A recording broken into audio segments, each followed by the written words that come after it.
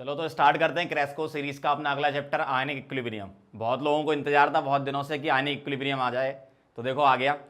तो स्टार्ट करते हैं अपन आयनिक इक्विलिब्रियम में। सबसे पहले हम सब्सटेंस को क्लासीफाई कर रहे हैं, ठीक है। सब्सटेंस को हम किस तरीके से क्लासीफाई कर सकते हैं वो देखना जरा। सब्सटेंस को हम क्लासीफाई कर रहे हैं according to ionic equilibrium chapter. हम दो टाइप से बोल सकते हैं, एक बोल सकते हैं इलेक्ट्रोलाइट, इलेक्ट्रोलाइट, और एक बोल सकते हैं हम क्या, non electrolyte, non electrolyte. Electrolytes और नॉन इलेक्ट्रोलाइट्स क्या क्या होते हैं, देखो इलेक्ट्रोलाइट्स वो होते हैं जो डिसोसिएट होते हैं आयंस में, है ना। तो मैं लिख रहा हूं इलेक्ट्रोलाइट्स क्या है, dissociate into ions, dissociate into ions, ये आयन में डिसोसिएट होते हैं। और नॉन इलेक्ट्रोलाइट हम किसको बोलते हैं, ये होते हैं non electrolytes do not dissociate into ions, ठीक है। तो जो डिसोसिएट होता है वो इलेक्ट्रोलाइट होता है, जो डिसोसिएट नहीं होता है वो नॉन इलेक्ट्रोलाइट होता है, ठीक। अब डिसोसिएट होते हैं तो दो तरीके से, कंप्लीटली डिसोसिएट होता है कि पार्शियली होता है। अगर कंप्लीट डिसोसिएशन होता है, कंप्लीट डिसोसिएशन अगर हो रहा है तो हम उनको बोलते हैं स्ट्रॉन्ग इलेक्ट्रोलाइट। क्या बोलते हैं, स्ट्रॉन्ग इलेक्ट्रोलाइट। और पार्शियल डिसोसिएशन होता है, पार्शियल डिसोसिएशन अगर होता है तो हम बोलते हैं उसको वीक इलेक्ट्रोलाइट, वीक इलेक्ट्रोलाइट। अगर मैं डिग्री ऑफ डिसोसिएशन के फॉर्म में आपको समझाऊं तो नॉन इलेक्ट्रोलाइट का अल्फा जो है, अल्फा अगर मैं डीओडी बोल रहा हूं तो अल्फा 0 होता है। स्ट्रॉन्ग वालों का अल्फा क्या होता है 1, और वीक वालों का अल्फा होता है 0 से 1, ठीक है। 0 पर नॉन इलेक्ट्रोलाइट, 1 पर स्ट्रॉन्ग इलेक्ट्रोलाइट, और 0 से 1 पार्शियली डिसोसिएट होते तो वीक इलेक्ट्रोलाइट, ठीक है। स्ट्रॉन्ग और वीक इलेक्ट्रोलाइट के बारे में अभी अपन आगे लिखेंगे। नॉन इलेक्ट्रोलाइट के एग्जांपल यहां लिख लो, जैसे यूरिया हो गया, ग्लूकोज हो गया, इस टाइप के, है ना, फ्रक्टोज, ईटीसी, जो डिसोसिएट नहीं होते, ठीक है। और स्ट्रॉन्ग और वीक के अभी हम अगले वाले पॉइंट में लिखने वाले हैं, ठीक है, स्ट्रॉन्ग और वीक क्या होते हैं। चलो आगे बढ़ते हैं। सब्सटेंस को हमने क्लासीफाई किया इलेक्ट्रोलाइट और नॉन इलेक्ट्रोलाइट में, वैसे ही हम कंडक्टिविटी के अकॉर्डिंग भी क्लासीफाई कर सकते हैं। जैसे अगर मैं बेस्ड ऑन कंडक्टिविटी आपको क्लासिफिकेशन समझाऊं, ठीक है, कंडक्टिविटी के बेसिस पर मैं बोलूंगा दो टाइप की चीजें होंगी, क्या, नॉन कंडक्टर होगा, नॉन कंडक्टर होगा, और एक कंडक्टर होगा, ठीक है। कंडक्टर क्या होता है, कंडक्ट इलेक्ट्रिसिटी, और ये डू नॉट कंडक्ट इलेक्ट्रिसिटी, ठीक है। नॉन कंडक्टर मतलब नॉन कंडक्टर्स वो होते हैं जो इलेक्ट्रिसिटी कंडक्ट नहीं करते, तो डू नॉट कंडक्ट इलेक्ट्रिसिटी। और कंडक्टर क्या होते हैं, कंडक्ट इलेक्ट्रिसिटी, मतलब जो इलेक्ट्रिसिटी का फ्लो कराते हैं, कंडक्ट इलेक्ट्रिसिटी। अब अगर इलेक्ट्रिसिटी कंडक्ट कर रहे हैं तो दो तरीके से कंडक्टर हमारे पास होते हैं, फ्री इलेक्ट्रॉन्स की वजह से इलेक्ट्रिसिटी कंडक्ट हो रही है या फ्री आयंस की वजह से हो रही है, ठीक है। अगर मैं आपसे बोलूं मेटेलिक कंडक्टर, मेटेलिक कंडक्टर, और दूसरा है इलेक्ट्रोलिटिक कंडक्टर, इलेक्ट्रोलिटिक कंडक्टर, तो कंडक्टर को दो टाइप से क्लासिफाई कर रहे हैं, मेटेलिक और इलेक्ट्रोलिटिक। मेटेलिक कंडक्टर क्या होते हैं, ऐसे कंडक्टर जो flow electricity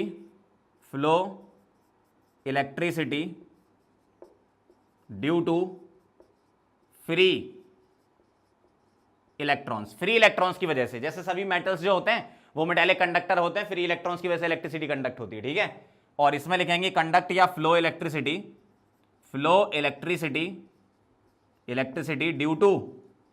due to free ions.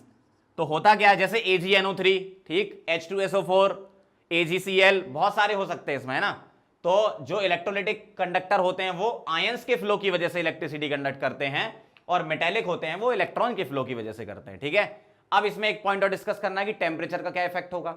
अगर टेम्परेचर तुमने बढ़ाया तो होता क्या है, इलेक्ट्रोलिटिक कंडक्टर क्या होता है, एक एंडोथर्मिक प्रोसेस होती है जब डिसोसिएशन उसका कराते हो। जैसे अगर मैं बोलूं आपसे कि सिल्वर नाइट्रेट को तोड़ो तो आप उसको हीट दोगे ना, हीट देने का मतलब एंडोथर्मिक रिएक्शन है, मतलब किसी चीज को तोड़ना एंडोथर्मिक होगा, तो टेम्परेचर बढ़ाओगे तो वो टूटेगा आसानी से, मतलब टेम्परेचर बढ़ाने पर फ्री आयंस बढ़ते हैं, मतलब इलेक्ट्रोलिटिक कंडक्टिविटी क्या होती, बढ़ती है, इलेक्ट्रोलिटिक कंडक्टिविटी क्या होती है, इंक्रीज होती है। जबकि यहां पर टेम्परेचर बढ़ाने पर मेटेलिक कंडक्टर में होता है वाइब्रेशन इन कर्नल्स। कर्नल्स क्या होते हैं, inner core electron plus nucleus, ठीक है। तो उसमें वाइब्रेशन होता है तो वो फ्री इलेक्ट्रॉन के मूवमेंट को रोकता है, तो टेम्परेचर बढ़ाने पर मेटेलिक कंडक्टिविटी क्या होती है, कम होती है, ध्यान रखना, मेटेलिक कंडक्टिविटी क्या होती है, कम होती है टेम्परेचर बढ़ाने पर, जबकि यहां टेम्परेचर बढ़ाने पर कंडक्टिविटी बढ़ती है, क्योंकि आयंस प्रोड्यूस होते हैं, फ्री आयंस बनते हैं। इसमें एक चीज और आती है कि अगर मान लो मैं पानी मिलाते जाऊं, डाइल्यूशन मिलाते जाऊं, किसमें, इलेक्ट्रोलाइटिक कंडक्टर में, तो कंडक्टिविटी का क्या होगा, देखो डाइल्यूशन मिलाओगे तो आयन का सेपरेशन होने के चांसेस बहुत ज्यादा हैं, और आयंस के सेपरेशन होने के चांसेस बहुत ज्यादा, इसका मतलब फ्री आयंस मिलेंगे, कंडक्टिविटी बढ़ेगी। तो इलेक्ट्रोलाइटिक कंडक्टर में एक चीज और लिखना है आपको, क्या, कि अगर मैं डाइल्यूशन करूंगा, अगर मैं पानी मिलाते जाऊंगा इसमें, तो डाइल्यूशन बढ़ाने पर कंडक्टिविटी क्या होगी, बढ़ेगी, कंडक्टिविटी क्या होगी, बढ़ेगी, क्यों, फ्री आयंस बनेंगे। सही है, ठीक है। नॉन कंडक्टर में अगर अपन एग्जांपल लिखो तो नॉन मेटल्स वगैरह होते हैं, लेकिन एक चीज और ध्यान रखना, ग्रेफाइट जो है वो भले ही नॉन मेटल है, लेकिन वो फ्री इलेक्ट्रॉन्स के फ्लो की वजह से इलेक्ट्रिसिटी कंडक्ट करता है, ठीक है। तो ये सारी बात हो गई, सब्सटेंस को हमने क्लासिफाई कर लिया इलेक्ट्रोलाइट नॉन इलेक्ट्रोलाइट में, और बेस्ड ऑन कंडक्टिविटी। ये बेसिक थ्योरेटिकल क्वेश्चन यहां से बनने के चांसेस होते हैं, इसलिए मैंने आपको बता दिया ये, ठीक है। अब हम बात करेंगे किसकी, स्ट्रॉन्ग इलेक्ट्रोलाइट कौन से होते हैं और वीक इलेक्ट्रोलाइट कौन से होते हैं। आपको देखो ये चीज याद रखनी पड़ेगी, कौन से स्ट्रॉन्ग कौन से वीक। अगर आपने इतना याद कर लिया तो आगे का चैप्टर बहुत अच्छा रहता है, ठीक है, क्योंकि आगे आप जब सॉल्ट हाइड्रोलिसिस वगैरह पढ़ोगे, बफर पढ़ोगे, तो वहां पर वीक एसिड, स्ट्रॉन्ग एसिड, ये सारी चीजें आएंगी। तो मैं यहां पर एक टेबल बना देता हूं, स्ट्रॉन्ग एसिड कौन से होते हैं, वीक एसिड कौन से होते हैं, स्ट्रॉन्ग बेस कौन से होते हैं, वीक बेस कौन से होते हैं, फटाफट से याद कर लेना, फिर आगे बढ़ेंगे, ठीक है। नोट करो इसको। चलो तो अब आगे बढ़ा जाए। कुछ weak acid, weak base, strong acid, strong base याद करने होते हैं, तो बता देता हूं कौन कौन से होते हैं, याद कर लेना। स्ट्रॉन्ग एसिड क्या होता है, देखो स्ट्रॉन्ग एसिड में मैं बता रहा हूं कौन कौन से हैं। H2SO4, जैसे सल्फर से स्टार्ट कर रहा हूं मैं। ऑक्सी एसिड तो आप जानते ही हो, है ना, तो सल्फर का जो ऑक्सी एसिड है H2SO4, ये स्ट्रॉन्ग होता है, और H2SO3 वो वीक होता है, ठीक है। अगर मैं क्लोरीन के ऑक्सी एसिड की बात करूं तो 4 आपने पढ़े हैं, HClO4, HClO3, ये स्ट्रांग होते हैं, 2 स्ट्रांग होते हैं और 2 वीक होते हैं, HClO2 और HClO, ठीक। अगर मैं नाइट्रोजन के ऑक्सी एसिड की बात करूं तो HNO3 स्ट्रांग होता है, और एक दूसरा आपने पढ़ा है HNO2, ये क्या होता है, वीक होता है, ठीक है। अगर मैं फास्फोरस के ऑक्सी एसिड की बात करूं तो all oxy acids of phosphorus, ये क्या होते हैं, वीक। चाहे H3PO4 हो, H3PO3 हो, H3PO2 हो, कोई भी फास्फोरस का ऑक्सी एसिड हो, वो किस में आता है, वीक में आता है, ठीक है। और all organic acids, all organic carboxylic acid आपने पढ़े हैं ना, है ना, ऑल ऑर्गेनिक कार्बोक्सिलिक एसिड, ये क्या होते हैं, वीक। जैसे acetic acid, propanoic acid, butanoic acid, ये सारे, ठीक है, बेंजोइक एसिड वगैरह, सब सारे के सारे क्या होते हैं, वीक होते हैं, ठीक है। और कुछ और भी होते हैं जो वीक, जैसे HCN, ये वीक होता है। बोरोन का ऑक्सी एसिड H3BO3, ये वीक होता है। कार्बन का H2CO3, ये वीक होता है, ठीक है। स्ट्रॉन्ग में ये हो गए। अब देखो हाइड्रा एसिड पे चलते हैं। हाइड्रा एसिड मतलब HCl, HBr, HI, HF, ये वाले। तो हाइड्रा एसिड में अगर हेलोजन की बात करूं तो HCl, HBr, HI, ये स्ट्रॉन्ग होते हैं, और HF जो होता है हाइड्रा एसिड में, HF जो होता है वो वीक होता है, और बाकी सारे क्या होते हैं, स्ट्रॉन्ग होते हैं। समझ गए बात को। चलो स्ट्रॉन्ग बेस के बारे में बात कर लेते हैं। स्ट्रॉन्ग बेस के बारे में बात करूंगा तो all alkali metal hydroxides, all alkali metal hydroxides, ये क्या होते हैं, स्ट्रॉन्ग बेस होते हैं, ठीक है। एंड अल्कलाइन में एक होता है BaOH होल ट्वाइस, ये स्ट्रॉन्ग होता है, बाकी सारे वीक होते हैं, ठीक है। वीक बेस में क्या लिखूंगा, ऑल अल्कलाइन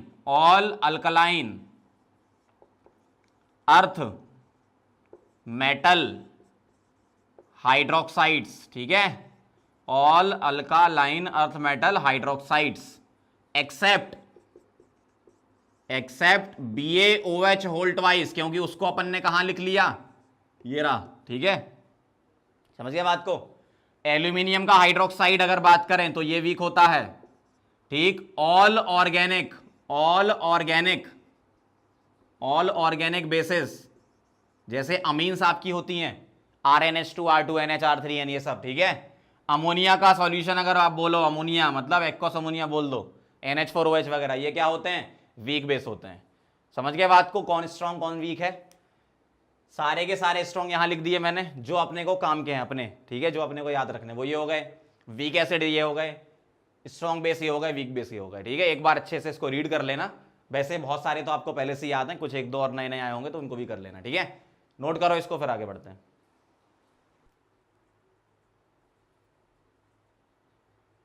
चलो तो आगे बढ़ते हैं। अब आपका मेन चैप्टर जो है वो यहां से स्टार्ट होता है एसिड बेस थ्योरी से, ठीक है। यहां से मैक्सिमम क्वेश्चन बनेंगे। अब हम बात करें एसिड बेस थ्योरी के, तो तीन टाइप की थ्योरी होती है, आर्रेनियस थ्योरी, ब्रोंस्टेड और लुईस थ्योरी, ठीक है। तो सबसे पहले आर्रेनियस थ्योरी के बारे में बता रहे हैं।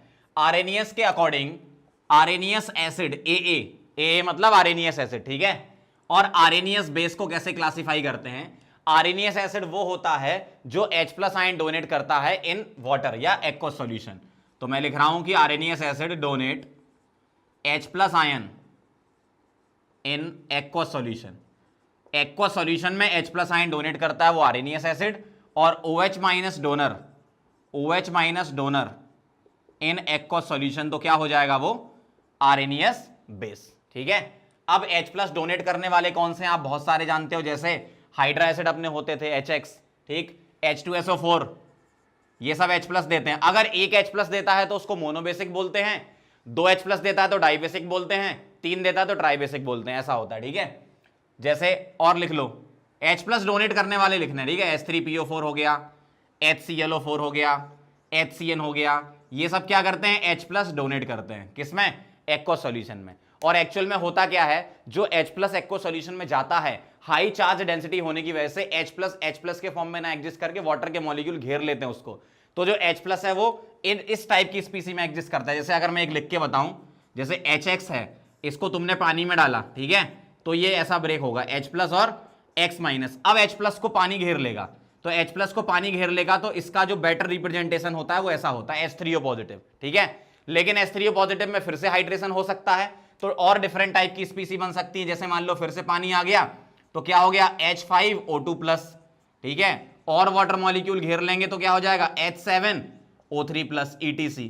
इस टाइप की स्पीसी एग्जिस्ट करती हैं। तो आपसे अगर कभी पूछ लें कि which of the following स्पीसी exist और नॉट, तो इस टाइप से आपको दे रखे होंगे ऑप्शन में, आप क्या करो? पानी निकालते जाओ, उल्टा चलो, पानी निकालते जाओ, जब तक H+ या H3O+ पर ना पहुंच जाओ तब तक निकालते जाओ।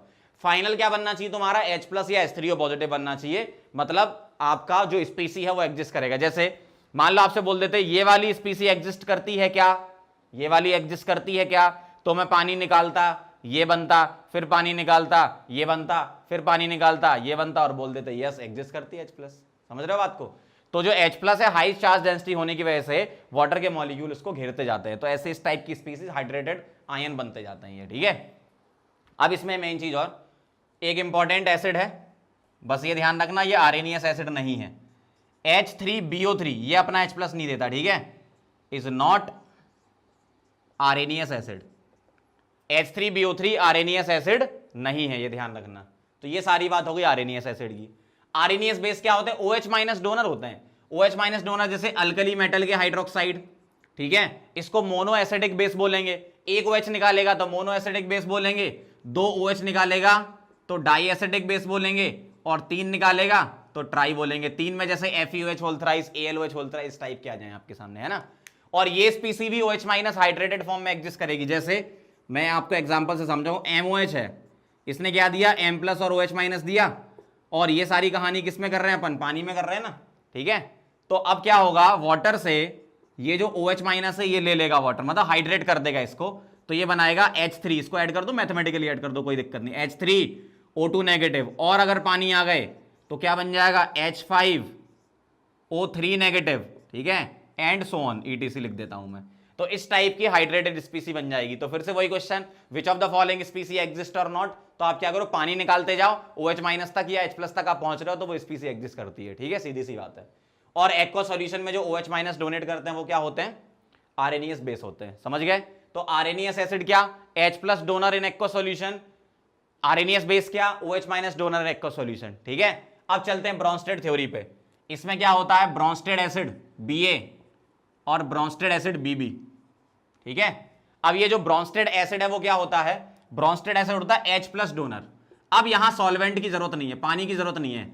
ऐसा बोला था ब्रोंस्टेड ने कि कोई भी एसिड है वो अपने आप भी H+ सेल्फ आयोनाइज कर सकता है, ठीक है, दे सकता है वो अपने ही सॉल्यूशन में। जैसे अगर मैं HX लिखूं तो क्या देगा ये? H+ और X-, मतलब यहां पानी नहीं चाहिए आपको, बिना पानी के भी डिसोसिएट हो जाता है, ठीक है। लेकिन बात तो सही है, चाहे ब्रोंस्टेड एसिड हो चाहे आर्सेनियस एसिड हो, H+ देना है तो देना है, चाहे पानी हो या ना हो। मतलब मैं यहां पर एक सिंपल सा पॉइंट ये लिख देता हूं कि all Arrhenius acid AaRBa, all Arrhenius acid are Bronsted acid. ठीक है, all Arrhenius acid are Bronsted acid. सारे आर्सेनियस एसिड क्या होते हैं? ब्रोंस्टेड एसिड होते हैं, ये ध्यान रखना। ठीक, ब्रोंस्टेड बेस के बारे में बात कर लेते हैं। H+ एक्सेप्टर, H+ लेने वाले, H+ लेने वाले वो क्या हो गए? Bronsted base. जैसे अगर मैं आपसे बोल दूं X-, ये ब्रोंस्टेड बेस है क्या? H+ दे दो, क्या बन गया? HX, ब्रोंस्टेड बेस है। अगर मैं आपसे बोलूं HCO3-, ये ब्रोंस्टेड बेस है क्या? क्यों? H+ दे दो इसको, तो ये क्या बना लेगा? H2CO3। अगर मैं आपसे बोलूं PO4, H2PO4 नेगेटिव, अगर H+ दे दो तो ये क्या बना लेगा? H3PO4। हाँ, ये बात भी सही है कि ये H+ दे भी सकते हैं, लेकिन अभी मैं सिर्फ आपको ब्रोंस्टेड बेस बता रहा हूं, इसलिए ये H+ दिलवा रहा हूं इनको। बाकी ये दोनों H+ दे भी सकते हैं, ये ब्रोंस्टेड एसिड की तरह भी काम कर सकते हैं। ठीक है, उसको मैं अभी आगे कनेक्ट करूंगा। ठीक है, और देखो, और CO3, HCO3 नेगेटिव, अगर इसने H+ ले लिया तो क्या बना लेगा? ये H2CO3। OH नेगेटिव, इसने H+ ले लिया तो क्या बना लेगा? ये H2O। मतलब ये सारे के सारे जो लेफ्ट साइड लिखे हैं ये क्या हैं? ब्रोंस्टेड बेस है, मतलब जो H+ लेते हो। समझ गए? तो जो H+ लेने वाली स्पीसी है वो क्या हो जाएगी? ब्रोंस्टेड बेस हो जाएगी। Arrhenius acid, Arrhenius base, Bronsted acid, Bronsted base, पूरा डिटेल में समझा दिया मैंने आपको। अब चलते हैं अपन लुईस एसिड और लुईस बेस पर। ठीक है, इसको नोट करो पहले। चलो तो आगे बढ़ते हैं लुईस थ्योरी पे। लुईस एसिड बेस थ्योरी में क्या है? लुईस एसिड और लुईस बेस। ठीक है, लुईस एसिड क्या होते हैं? Lone pair acceptor, lone pair acceptor, ये क्या होते हैं? Lewis acid. और लुईस बेस क्या होते हैं? लोन पेयर डोनर, ये क्या होते हैं? लुईस बेस होते हैं। ठीक है, जैसे loan pair acceptor, lone pair donor में मैं कुछ एग्जांपल लिख देता हूं, जैसे H+ हो गया। ठीक है, और अगर बात करें CO2 हो गया, ठीक, SF4 हो गया, PF5 हो गया, BCl3 हो गया, ठीक, AlCl3 हो गया, इस टाइप के और भी बहुत सारे हो सकते हैं, FeCl3 हो गया। मतलब आपको सिर्फ ये चेक करना है कि लोन पेयर लेने के लिए कैपेसिटी है कि नहीं है।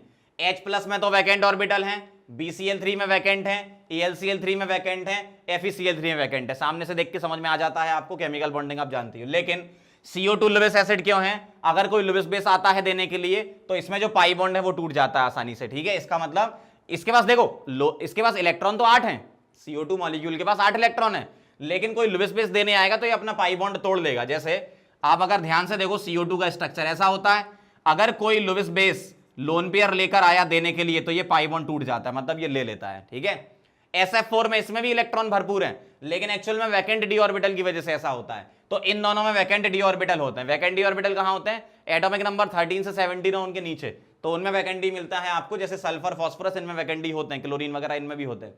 तो ये क्या करते हैं? वैकेंट डी में इलेक्ट्रॉन रख लेते हैं। जबकि ये तो आपका वैसे ही दिख रहा है, बोरॉन ने 3 बॉन्ड बना रखे हैं, 6 इलेक्ट्रॉन, मतलब 2 इलेक्ट्रॉन की कमी। सेम ऐसे यहां पर, सेम ऐसे यहां पर। मतलब लोन पेयर एक्सेप्ट करने वाली स्पीसी को हम क्या बोलेंगे? लुईस एसिड बोलेंगे। मतलब उसके पास जगह हो लोन पेयर को रखने के लिए। ठीक, आगे बढ़ते हैं। Lewis base, lone pair donor.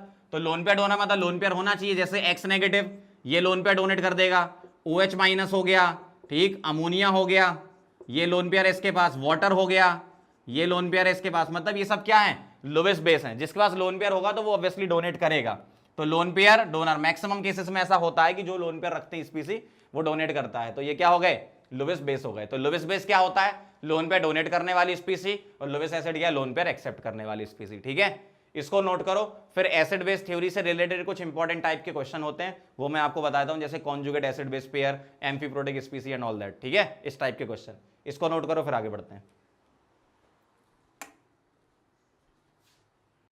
चलो आगे बढ़ते हैं, कॉन्जुगेट एसिड बेस पेयर पे चलते हैं। ये जो कॉन्सेप्ट है ये ब्रॉन्स्टेड की थ्योरी से रिलेटेड है। ठीक है, ध्यान से देखना जरा। अगर कोई भी एसिड आपको गिवन है, ठीक है, अगर एसिड में से मैं H+ निकाल दूं तो जो बाकी बची हुई स्पीसी है, एनायनिक स्पीसी जो होगी, या कोई न्यूट्रल भी हो सकता है, मतलब H+ निकालने के बाद जो स्पीसी बची उसको बोलते हैं कॉन्जुगेट बेस। कॉन्जुगेट बेस मतलब किसी भी स्पीसी से जो कि एसिड होगा, ऑब्वियसली H+ देगा, तो एसिड से H+ निकालो तो जो बेस बनेगा वो क्या होगा? Conjugate base. ठीक, अगर आपका एसिड स्ट्रॉन्ग एसिड है तो जो कॉन्जुगेट बेस होता है वो वीक कॉन्जुगेट बेस होता है। अगर स्ट्रॉन्ग एसिड है तो वीक कॉन्जुगेट बेस, अगर ये वीक एसिड है तो ये होगा स्ट्रॉन्ग कॉन्जुगेट बेस, ऐसा होता है। ठीक है, फिर से सुन लो, ये फुल फॉर्म नहीं लिख रहा हूं मैं, टाइम बचेगा मेरा और आपका भी। Strong acid week conjugate base, week acid strong conjugate base. अब एग्जांपल देखना जरा, जैसे अगर मैंने लिखा सपोज आपके सामने HNO3, तो HNO3 ने क्या दिया, H प्लस दिया और क्या बनाया, NO3 माइनस बनाया। तो HNO3 क्या है, अब देखो ये वाली बात आ गई, मैंने टेबल में लिखाया था कौन से स्ट्रॉन्ग एसिड, कौन से वीक एसिड, कौन से स्ट्रॉन्ग बेस, कौन से वीक बेस, अब याद होना चाहिए। ये स्ट्रॉन्ग एसिड होता है तो ये क्या हो जाएगा, वीक कॉन्जुगेट बेस। इस तरीके से समझना है आपको, है ना। जैसे अगर मैं सपोज लिखता हूं HF मैंने लिखा H प्लस और F माइनस, ठीक है। अब बताओ HF क्या है, HF एक वीक एसिड है तो F माइनस क्या होगा, स्ट्रॉन्ग कॉन्जुगेट बेस होगा। इस तरीके से आपको सोचना है। तो अगर एसिड है उसमें से H प्लस निकाला, कॉन्जुगेट बेस बनेगा, स्ट्रॉन्ग एसिड का वीक कॉन्जुगेट बेस और वीक एसिड का स्ट्रॉन्ग कॉन्जुगेट बेस। इस तरीके से पहचान लेते हैं। अगर मान लो आपको बेस दे रखा होता, यहां लिख देता हूं, अगर बेस दे रखा होता तो बेस को अगर मैं H प्लस दे दूं तो क्या बनेगा, उसके बाद बनेगा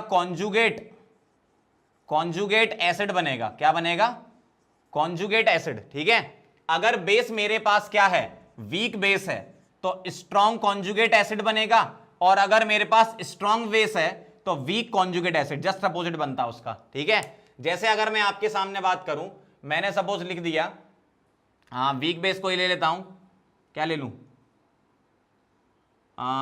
NO3 माइनस ही ले लेते हैं। ठीक है, अगर मैं NO3 माइनस की बात करूं तो NO3 माइनस में मैंने क्या दिया, H प्लस, तो क्या बना, HNO3। अब इसको कैसे पहचानते हो, देखो आप इसको राइट साइड से पहचान लोगे क्योंकि यहां से आपको याद होते हैं टेबल में। ठीक, अगर HNO3 क्या है, स्ट्रॉन्ग एसिड है, इसका मतलब ये क्या है, वीक बेस है।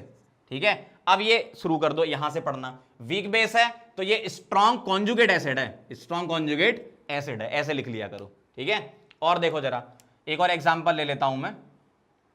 सपोज मैंने यहां ले लिया H2CO3 ले लिया, ठीक है, और HCO3 माइनस था, इसमें मैंने क्या दिया, H प्लस दिया। ठीक है, अब बताओ H2CO3 क्या है, H2CO3 क्या है, एक वीक एसिड है। अगर ये वीक एसिड है तो ये क्या होगा, स्ट्रॉन्ग बेस होगा। अब रिएक्शन राइट साइड से पढ़ लो कि स्ट्रॉन्ग बेस है तो ये क्या होगा, एक्चुअल में वीक कॉन्जुगेट एसिड। ठीक है, तो ये स्ट्रॉन्ग बेस है, ये क्या है, वीक कॉन्जुगेट एसिड। इस तरीके से आप पहचान लिया करते हैं। तो बेस में H प्लस दोगे कॉन्जुगेट एसिड बनेगा, और एसिड से H प्लस लोगे तो कॉन्जुगेट बेस बनेगा। समझ रहे हो बात को। तो बहुत इजी होता है ये कॉन्जुगेट एसिड बेस थ्योरी का, बस आपको वो टेबल याद होनी चाहिए, strong acid, week acid, strong base और वीक बेस। इसको नोट करो, फिर आगे अगला टॉपिक एम्फीप्रोटिक स्पीसी, वो भी इसी कॉन्सेप्ट से रिलेटेड है, ब्रॉन्स्टेड के। ठीक है, नोट कर लो इसको, फिर एम्फीप्रोटिक स्टार्ट करते हैं। ब्रॉन्स्टेड से रिलेटेड एक कॉन्सेप्ट और है, एम्फीप्रोटिक स्पीसी। देखो एम्फोटेरिक अलग होता है, एम्फीप्रोटिक अलग होता है। एम्फी का मतलब दोनों साइड, प्रोटिक मतलब H प्लस, मतलब जो H प्लस दे भी दे और ले भी ले। ठीक है, तो यहां मैं एक लाइन में लिख देता हूं, H plus donor as well as acceptor. ठीक है, H प्लस डोनेट भी कर दे और क्या ले ले, H प्लस ले भी ले। ठीक है, जैसे बहुत आसान है, HCO3 नेगेटिव, अगर मैं इससे H प्लस दिलवाऊं तो माइनस H प्लस लिख रहा हूं, तो क्या बनेगा, CO3 2 माइनस।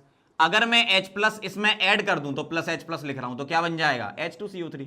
तो बहुत आसान है, H प्लस दे भी दे और H प्लस ले भी ले। लेकिन इसमें कुछ अच्छे क्वेश्चन भी होते हैं, जैसे अपन अगर फास्फोरस के ऑक्सी एसिड की बात करें तो ध्यान से देखना, अगर मैं आपके सामने लिखता हूं H2PO4 नेगेटिव, तो इससे अगर मैं H प्लस को निकालता हूं तो क्या बनेगा, HPO4 2 नेगेटिव। ठीक है, और अगर मैं इसमें H प्लस डालता हूं तो क्या बनेगा, H3PO4।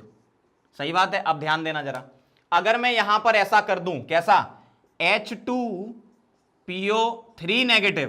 ठीक है, तो अगर मैं इसमें से H प्लस निकाल दूं तो क्या बनेगा, HPO3 2 नेगेटिव। ठीक, और अगर मैं इसमें H प्लस डाल दूं तो क्या बनेगा, H3PO3। अब ध्यान देना, ठीक है, बस ध्यान देते रहो। अगर मैं ऐसा लिखता हूं H2PO2 नेगेटिव, तो अगर मैं इसमें से H प्लस निकालता हूं तो भैया निकलेगा ही नहीं। अब आप बोलोगे सर दिख तो रहे हैं, निकाल दो, ऐसा नहीं होता। अब तो मैं ध्यान से बताता हूं, मैं फास्फोरस के ऑक्सी एसिड का स्ट्रक्चर यहां बना रहा हूं। ये हो गया अपना क्या, H3PO3, क्या हो गया ये, H3PO3, सॉरी H3PO4 है 4। दूसरा बना रहा हूं मैं H3PO3, ध्यान से देखना जरा। अगर मैं H3PO3 का स्ट्रक्चर बनाता हूं तो 1 2 3 ये, और अब बना रहा हूं मैं H3PO2 का, बहुत ध्यान से देखना जरा। P डबल बॉन्ड हो, OH, H और H, समझ गए। अब अगर मैं आपसे ये पूछ रहा था, ध्यान से देखना, मैंने क्या पूछा था, H2PO2 नेगेटिव, ये H प्लस दे सकता है क्या? ध्यान से देखो, अगर मैं इससे H2PO2 नेगेटिव बनाना चाहूं तो H प्लस हटा के यहां नेगेटिव बना दूंगा पहले, और अब सोचूंगा क्या इसमें से H प्लस निकल सकता है? नहीं निकल सकता। क्यों? ये फास्फोरस से H जुड़े हैं, फास्फोरस से जुड़े H नहीं निकलते, ऑक्सीजन से जुड़े H निकलते हैं, समझ गए बात को। तो इसलिए H2PO2 नेगेटिव से H प्लस निकलेगा नहीं, लेकिन ये H प्लस ले सकता है, ठीक है। H प्लस अगर देना चाहो तो ये ले सकता है, क्या बना लेगा? H3PO2, मतलब ये ब्रॉन्स्टेड बेस होगा, एम्फीप्रोटिक नहीं होगा, जबकि ये Bronsted acid as well as base, मतलब एम्फीप्रोटिक, ये भी Bronsted acid as well as base, मतलब एम्फीप्रोटिक, और ये भी एम्फीप्रोटिक। तो ये ध्यान रखना है आपको, थोड़ा सा केमिकल बॉन्डिंग भी पता होना चाहिए। ऑक्सी एसिड्स ऑफ फास्फोरस में बहुत अच्छी चीजें हो जाती, जैसे मान लो अगर मैं आपसे ऐसे पूछता हूं, ठीक है, H3PO3 से रिलेटेड है, आप फटाफट से देखना, देख के आंसर सोचना दिमाग में क्या आता है। अगर मैं आपसे बोलूं HPO3 2 नेगेटिव, बताओ इसमें से H प्लस निकलेगा क्या? सोचो जरा, 1 2 3 4 5, सोच लिया? देखना जरा, HPO3 2 नेगेटिव में से अगर मैं यहां से एक H और एक H उड़ा दूं, कौन सा वाला? ये ऑक्सीजन वाला, तो ऐसा दिखेगा। अब इसमें से H प्लस नहीं निकल सकता, क्यों? फास्फोरस से H जुड़ा है, अब नहीं निकलेगा, ठीक है। तो अब इसमें से H प्लस नहीं निकलेगा, तो इसके बारे में मैं क्या बोलूंगा? ये एम्फीप्रोटिक नहीं है, ये वाला एम्फीप्रोटिक नहीं है। कौन? ये, ध्यान रखना आप।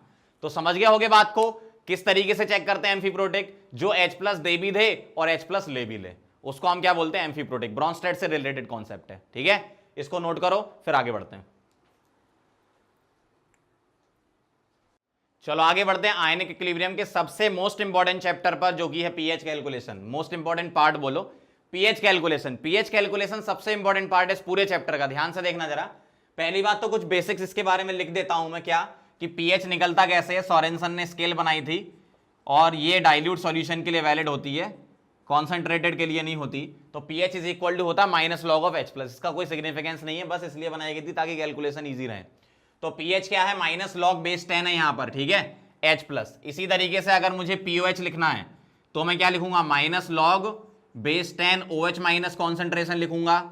और PH plus POH, PH plus POH क्या होता है? ये होता है 14 एट कहां पर? 25 डिग्री सेंटीग्रेड की बातें चल रही हैं ये, ठीक है, क्योंकि इस टेम्परेचर पर 25 डिग्री सेंटीग्रेड पर H प्लस कॉन्सेंट्रेशन होता है 10⁻⁷, जो कि OH माइनस के बराबर होता है, ठीक है। लेकिन अगर मैं टेम्परेचर चेंज कर दूं, जैसे एक पॉइंट तो 25 वाला लिख लिया, अगर मैंने टेम्परेचर को बढ़ा दिया तो PH प्लस POH कितना हो जाएगा? 12 एट कहां पर? 90 डिग्री सेंटीग्रेड, मतलब 90 डिग्री सेंटीग्रेड पर H प्लस और OH माइनस 10⁻⁻6 हो जाता है। ऐसा क्यों हो जाता है? टेम्परेचर को बढ़ाते हैं तो KW बढ़ता है, आयनिक प्रोडक्ट ऑफ वाटर क्या बढ़ता है? क्या होता है? बढ़ता है। क्यों? क्योंकि ये एंडोथर्मिक प्रोसेस होती है, तो टेम्परेचर बढ़ाने से बढ़ता है, तो टेम्परेचर बढ़ाने से KW बढ़ता है। अगर मैं 25 डिग्री सेंटीग्रेड पे बात करूं तो पीएच स्केल होती है 0 से 14 और मिड पॉइंट होता है 7, मतलब 0 से 7 तक एसिड, 7 से 14 तक बेस और 7 पे न्यूट्रल होता है। लेकिन अगर वही 90 डिग्री सेंटीग्रेड की बात कर दूं तो स्केल छोटी हो जाएगी, अब 0 से 12 पहुंच जाएगी, और अब आपका 6 क्या हो जाएगा? न्यूट्रल पॉइंट हो जाएगा। 0 से 6 एसिड और 6 से 12 क्या हो जाएगा? बेस। समझ गए बात को? तो ये ध्यान रखना, 25 और 90 डिग्री सेंटीग्रेड में क्या डिफरेंस होता है? T बढ़ाते हैं तो KW बढ़ता है, इसलिए टेम्परेचर बढ़ाने पर आयनिक प्रोडक्ट बढ़ जाता है, जिससे पीएच स्केल छोटी हो जाती है, ठीक है। और सीधी सी बात है, पीएच अगर ज्यादा तो H प्लस कॉन्सेंट्रेशन कम होगी, ठीक। तो इससे हम पता लगा लेते हैं, कुछ बेसिक टर्म है। और सिंपल लॉग वाली वैल्यूज तो आपको याद होनी चाहिए। log 2 की वैल्यू होती 0.3, याद होगी तो अच्छी बात है, वरना log 10 तक तो आप याद कर लो, ठीक है। log 2 0.3 होता है, log 3 होता है 0.48, ठीक। log 4 आप log 2 की हेल्प से निकाल लोगे, log 5 याद कर लेना 0.7, ठीक है। log 6 आप log 3 और log 2 की हेल्प से निकाल लोगे, log 7 होता है 0.84 या 85 लिख लो आप, ठीक। अब इसी तरीके से log 8, log 9 और log 10 आप इन सब log की हेल्प से निकाल सकते हो, ठीक है। log के बारे में ज्यादा नहीं बता रहा मैं, नहीं तो फिर चैप्टर बहुत बड़ा खिंच जाएगा। log की वैल्यू आप याद कर लो 10 तक, ठीक है। अब चलते हैं अपन, यहां से मेन काम चालू होता है, ठीक, ध्यान देना। यहां से केस 1 है, स्ट्रॉन्ग एसिड हुआ और बेस हुआ, मतलब मैं एसिड के लिए करवाते जाऊंगा, आप सिमिलरली बेस के लिए लगा देना वैसे ही, ठीक है।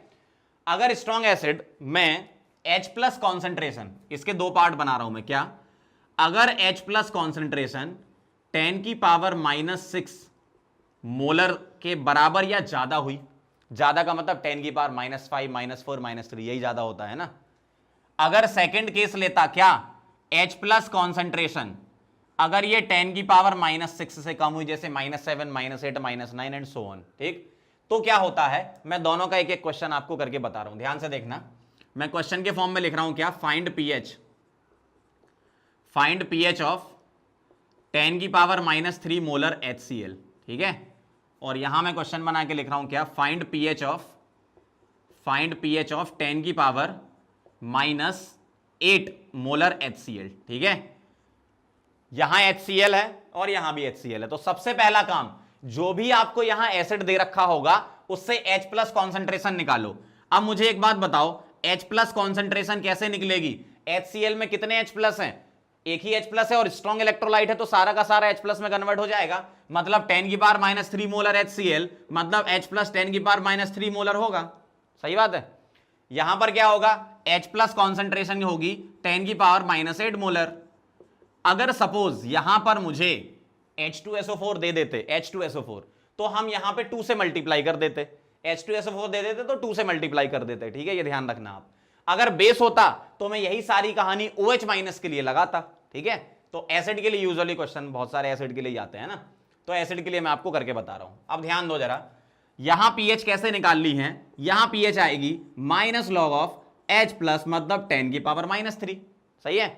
अब यहां लॉग का देखो फॉर्मूला तो आपको याद होना ही चाहिए, log A की पावर B log A, तो -3 आगे आएगा, एक माइनस पहले है तो हो जाएगा 3, समझ गए। चलो, तो इसका पीएच का आंसर क्या आया, 3 आया।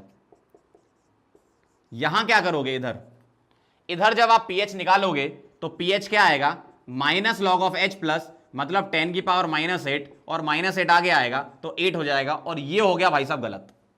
क्यों, पीएच 8 कैसे हो सकती है एसिड की, एसिड की पीएच तो 7 से कम होगी ना, और जब कुछ टेम्परेचर नहीं दे रखा हो तो 25 डिग्री सेंटीग्रेड लेके चलते हैं, मतलब ये वाली बात कर रहा हूं मैं। तो जब मेरे पास पीएच 7 से कम आनी चाहिए एसिड की, तो 8 कैसे आ गई भैया, मतलब कॉन्सेप्चुअल यहां पर गलत हो गया। तो अब क्या करना है, जब कभी भी ये केस आएगा तो आपको करना क्या है, H प्लस नेट निकालना है। H प्लस नेट कैसे निकलेगा, H plus from acid, H plus from acid और H प्लस फ्रॉम वाटर, क्यों, ये सब पानी में डालने से ही तो काम हो रहा है, और वाटर से H प्लस कितना आता है, 10 की पावर -7, ठीक है। यहां से कितना आया था, 10 की पावर -8, तो इसमें ऐड करना होगा 10 की पावर -7, समझ गए। तो अब क्या करोगे आप, इसको सॉल्व कर लो, अब थोड़ा मैथ्स आना चाहिए। 10 की पावर -8 कॉमन ले रहा हूं तो 1 + 10 हो गया, और ये हो जाएगा 11 × 10 की पावर -8, ठीक है। अब मैं यहां पीएच का फॉर्मूला लगा रहा हूं, pH is equal to -log 11 × 10 की पावर -8, ठीक है। अब यहां पर आप क्या करो, इसको डायरेक्ट याद करना सीख लो, कैसे यहां लिख देता हूं, लॉग की प्रॉपर्टी, -log A × 10 की पावर -b, तो ये होता है b - log A, सीधा सीधा, क्योंकि ऐसा बहुत बार आएगा इस चैप्टर में, तो आप डायरेक्ट यूज कर लेना। b - log A होता है मतलब 8 - log 11, 8 - log 11, ठीक है। log 10 1 होता है तो log 11 1 से थोड़ा ज्यादा होगा, तो 8 में से 1 माइनस करते हो तो 7 आता है, लेकिन log 11 तो 1 से थोड़ा ज्यादा है तो 7 से थोड़ा कम आता है, तो ये आता है 6.9। और अब आप पता क्या करोगे, इसको याद कर लो, ये तो मैंने एक बार सॉल्व करके बता दिया, आप खुद भी घर पे कैलकुलेशन कर सकते हो। अगर मैं यहां 10 की पावर -9 कर दूं, -10 कर दूं या और आगे कर दूं, तो सारे के सारे आंसर 6.9 के आसपास आते हैं। किसी का 6.96 आएगा तो किसी का 6.92 आएगा। और कभी भी ध्यान देना, कभी भी क्वेश्चन में अगर ये केस आ गया, केस पहचानना आना चाहिए, ठीक है। अगर आपने पहचान लिया कि अच्छा H प्लस कॉन्सेंट्रेशन 10 की पावर -6 से तो कम आ रही है, मतलब सीधे आंसर 6.9, आपको 4 ऑप्शन दिखेंगे, एक चमकता हुआ 6.9 दिखेगा, वो लगा देना। मैं पहले ही बता रहा हूं, बहुत सारे क्वेश्चन मैंने देखे हैं, जो भी इस केस से बिलोंग करते हैं, इतना कुछ नहीं करना, 6.9 आंसर ऑप्शन में दिख जाएगा आपको, ठीक है। तो अगर स्ट्रॉन्ग है तो उसको थोड़ा सॉल्व करना है, और स्ट्रॉन्ग में अगर ये केस है तो उसको सॉल्व करके देखना है। स्ट्रॉन्ग का अगर ये केस है तो सॉल्व मत करना, 6.9 आंसर लगा देना, ऑप्शन में मिलेगा आपको अगर क्वेश्चन आया तो 6.9 सीधे सीधे देख के लगा देना। अच्छा, एक और बात, अगर बेस हुआ तो अगर बेस हुआ तो यहां जो 6.9 है वो 6.9 नहीं होगा, उसका 7.1 हो जाएगा। समझ रहे हो बात को? क्यों? क्योंकि बेस होता तो ये सब OH माइनस होते, और OH माइनस होते तो ये POH आता। तो PH कैसे निकालते? 14 में से माइनस करके निकालते, है ना? तो वो 7.1 हो जाता। अगर बेस हुआ तो उसकी pH 7.1, और अगर एसिड हुआ तो उसकी pH 6.9 इस केस की। और इसकी तो आप सिंपल कैलकुलेशन से कर सकते हो। समझ गए बात को? अच्छा एक बात बताओ, मैंने यहां वाटर से H+ क्यों नहीं लिया? लिया था लेकिन बताया नहीं। मैंने यहां 10⁻⁷ ऐड कर दिया और उसको इसके रिस्पेक्ट में नेग्लेक्ट कर दिया। क्यों? ये वाली वैल्यू बड़ी है 10⁻⁷ से, तो इसलिए हमने सिर्फ ये ले लिया। तो ऐड तो भैया दोनों में ही करते हैं 10⁻⁷। क्यों? जो एसिड आप पानी में मिलाओगे तो एसिड से जो H+ आएंगे वो, और पानी से जो H+ आएंगे वो नेट H+ आपको pH देंगे ना। लेकिन यहां मिलाने की जरूरत नहीं, क्योंकि ऑलरेडी नेग्लिजिबल है वो, तो इसलिए यहां हम डायरेक्ट कर देते हैं और यहां हम मिला के देख लेते हैं, और सिर्फ एक ही बार देखते हैं, बार बार मत करना। वैसा क्वेश्चन एग्जाम में ध्यान रखना, टाइम क्यों खराब करोगे? सीधा सीधा आंसर 6.9 याद करके जाओ, ठीक है? नोट कर लो इसको, फिर आगे बढ़ते हैं। चलो तो आगे बढ़ते हैं और सेकंड केस पे चलते हैं अपने। आपको क्या है, मिक्सचर दिया जाएगा, या तो आपको 2 स्ट्रॉन्ग एसिड दे देंगे, या 2 स्ट्रॉन्ग बेस दे देंगे, या 1 स्ट्रॉन्ग एसिड और 1 स्ट्रॉन्ग बेस दे देंगे, ठीक है? तो करना क्या है आपको सबसे पहले मिक्सचर के लिए H+ या OH माइनस कॉन्सेंट्रेशन निकालनी है। और वो कैसे आएगी? वो आएगी आपकी N1V1 plus minus N2V2 divided by V1 plus V2। V1 V2 ये क्या है आपके पास? वॉल्यूम है, और N क्या है? नॉर्मेलिटी है। V वॉल्यूम और N नॉर्मेलिटी। 1 मतलब पहले सॉल्यूशन और 2 मतलब सेकंड सॉल्यूशन के लिए। नॉर्मेलिटी को जिसको मैं ऐसे भी लिख सकता हूं M1V1 N फैक्टर 1, क्योंकि मोलैरिटी इंटू N फैक्टर क्या होता है? नॉर्मेलिटी। और एसिड कितने H+ दे रहा है या बेस कितने OH माइनस दे रहा है वो उसका N फैक्टर होता है। और क्या आएगा? Plus minus M2V2 N factor 2, ये क्या हो जाएगा इसके लिए, सेकंड वाले के लिए, और divided by V1 plus V2। अब कब प्लस लेना है कब माइनस लेना है वो सुनो। अगर दोनों प्लस हुए तो हमें क्या लेना है? अगर दोनों एसिड हुए या दोनों बेस हुए तो हमें प्लस लेना है। अगर एक एसिड और एक बेस हुआ तो हमें माइनस लेना है। कैसे अप्लाई करोगे? मैं न्यूमेरिकल आपको करके बता रहा हूं, किस टाइप के एग्जाम में न्यूमेरिकल आने के चांस हैं, ठीक है? ध्यान से देखो, ये एसिड है, ये तो पहचानना आता ना, ये एसिड है, ये एसिड है, मतलब क्या आएगा? यहां प्लस आएगा, ठीक है? और दोनों एसिड है तो फाइनल सॉल्यूशन क्या होगा? एसिडिक होगा तो H+ कॉन्सेंट्रेशन आपकी आएगी, उसको मैं लिखूंगा क्या? M1V1 N factor 1 plus M2V2 N factor 2 divided by V1 plus V2, यही लिखूंगा। अब मुझे बता दो M1 कितना है? M1 है भैया 1/5। ये जो M/5 लिखा है ना, M/5 का मतलब मोलैरिटी 1/5, ठीक है? और वॉल्यूम कितना है? 50। वॉल्यूम को ml में ही रखा रहने तो कोई दिक्कत नहीं, क्योंकि नीचे भी ml आएगा ऊपर भी ml, तो कोई टेंशन नहीं लेनी। N फैक्टर HCl का 1 होता है, प्लस M2 कितना है? 1/10। V2 कितना है? 50। और इसका N फैक्टर 2 आएगा, H2SO4 डाइबेसिक होता है, तो into 2 divided by V1 plus V2। 50 plus 50 कितना होता है? 100 होता है, ठीक है? 50/5 कितना हो गया? 10। और यहां कितना हो गया? 100/10, ये भी 10, सही है ना? डिवाइडेड बाय 100, तो ये हो गया 20/100। 20/100 मतलब 2/10, जिसको मैं लिख रहा हूं 2 × 10⁻⁻1, ठीक? अब H+ आ गया तो तुम pH निकालोगे कैसे? Minus log of H+। कितना है? 2 × 10⁻⁻1। अब मैंने आपको प्रॉपर्टी बोली थी, याद कर लो, log A × 10⁻⁻B B log A, B minus log A, तो B माइनस log A, तो B माइनस log 2, तो 1 माइनस 0.3 होता है log 2, तो ये हो जाएगा आपका 0.7। तो इस तरीके से हम pH निकालेंगे, ठीक है? यहां पर आपको वो टेंशन नहीं लेना कि H+ की कॉन्सेंट्रेशन 10⁻�6 से कम है कि ज्यादा है।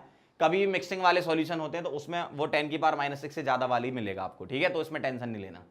आगे बढ़ते हैं, अगला क्वेश्चन करके देखते हैं। देखो, ये बेस है और ये एसिड है, तो अब तुम्हें कौन बताएगा कि H+ लेना है कि OH माइनस? वो डिपेंड करता है। देखो, पहली बात तो माइनस तो तुम लगाओगे ना। अब पहले जो लिखा है वो बड़ा है कि बाद में जो लिखा है वो बड़ा है? तो मैं पहले यहां कुछ नहीं लिख रहा हूं, मैं सिर्फ ऐसे लिख रहा हूं, क्योंकि यहां मुझे H+ या OH माइनस में से कुछ एक लिखना है। लेकिन मैं कैसे लिखूंगा? M1 मोलैरिटी 1/2, वॉल्यूम कितना है? 75, और इसका N फैक्टर 2 है, 2 OH माइनस है। अब मैं माइनस लगाऊंगा और मॉड भी लगाऊंगा साथ में, ठीक है? यहां मोलैरिटी क्या है? M/1 का मतलब 1, वॉल्यूम कितना है 25 ml, नहीं लिखा यहां, लिख लो 25 ml है ना, और इंटू HCl का क्या होता है n फैक्टर 1। अब तुम मुझे बताओ इनमें से कौन सी वैल्यू बड़ी है, 2 से 2 उड़ा दो, इधर 75 आया और इधर क्या आया 25, ठीक है, और डिवाइड तो तुम्हें करना ही है किससे, V1 प्लस V2, 75 प्लस 25 कितना हो गया 100। अब तो मुझे एक बात बता दो, न्यूमरेटर में वैल्यू किसकी बड़ी है, बेस की बड़ी है ना, इसका मतलब मुझे यहां क्या लिखना चाहिए, OH माइनस लिखना चाहिए। अगर एसिड बड़ा होता तो मैं H प्लस लिख देता, ठीक है, जो बड़ा होगा वही तो सॉल्यूशन बचेगा। तो अब ये सॉल्व कर लो थोड़ा, 75 माइनस 25 कितना होता है 50/100, ठीक है, 50/100 को कितना लिख दूं मैं 1/2। अब तुम यहां से निकाल लो POH, तो POH क्या आएगा माइनस लॉग 1/2, जिसको मैं लिख सकता हूं log 2, और log 2 कितना होता है 0.3, तो POH 0.3 आ गई। pH कैसे निकालोगे, 14 में से माइनस कर दो, तो 14 माइनस 0.3 कितना हो गया ये 13.7। तो इस तरीके से तुम्हें मिक्सिंग के क्वेश्चन करने हैं, समझ गए बात को, नोट कर लो, फिर आगे बढ़ते हैं। चलो आगे बढ़ते हैं केस 3 पर। केस 3 क्या है, वीक मोनोबेसिक एसिड या वीक मोनोएसिडिक बेस। जैसे आपको यहां एसिड यूजुअली मिलेगा आपको कार्बोक्सिलिक एसिड, जैसे CH3COH, benzoic acid, formic acid, ये सारे बेस में आपको मिलेगा NH4OH टाइप के, इस टाइप के, है ना। तो इसमें क्या होता है, मैं पूरे का पूरा डेरिवेशन नहीं बता रहा, आपको डायरेक्ट रिजल्ट बता रहा हूं क्या क्या आते हैं। जैसे अगर मेरे पास वीक एसिड है सपोज HA, तो HA ब्रेक होता है किसमें, H प्लस में और A माइनस में, ठीक है, इस टाइप से हम लिख रहे हैं इसको वीक एसिड को, और इसका आपको Ka गिवन होगा। तो इसमें क्या क्या चीजें आपसे निकलवाएंगे, सबसे पहले डिग्री ऑफ डिसोसिएशन अल्फा, तो अल्फा यहां होता है √Ka/C, C is the concentration of weak acid, ठीक है। इसके बाद H प्लस निकलवा सकते हैं, तो H प्लस होता है √K/C, ठीक, ओस्टवाल्ड डाइल्यूशन लॉ इसमें लगता है। और pH जो होता है, pH निकलता है 1/2 pKa माइनस log C, ठीक है, और pK कैसे निकलेगा माइनस log ऑफ Ka से, ठीक। तो ये 3 फॉर्मूले इसमें ध्यान रखना, और मेन एक पॉइंट ये ध्यान रखना कि degree of dissociation DOD of weak electrolyte, weak acid या वीक बेस है ना, weak electrolyte, degree of dissociation of weak electrolyte is inversely proportional to square root of the concentration. देखो alpha is inversely proportional to √C, Ka तो constant होता है, Ka जो है वो सिर्फ टेम्परेचर पे डिपेंड करता है, square root of the concentration, और directly proportional to square root of the dilution, ठीक है। इसका मतलब क्या है, अगर मैं कॉन्सेंट्रेशन को लिखूं मोल अपॉन वॉल्यूम, तो वॉल्यूम ऊपर चला जाएगा, तो directly proportional to square root of Vk हो जाएगा। मतलब अल्फा क्या है, इनवर्सली प्रोपोर्शनल टू √C होता है, या फिर अल्फा क्या है, डायरेक्टली प्रोपोर्शनल टू √V होता है, ठीक है।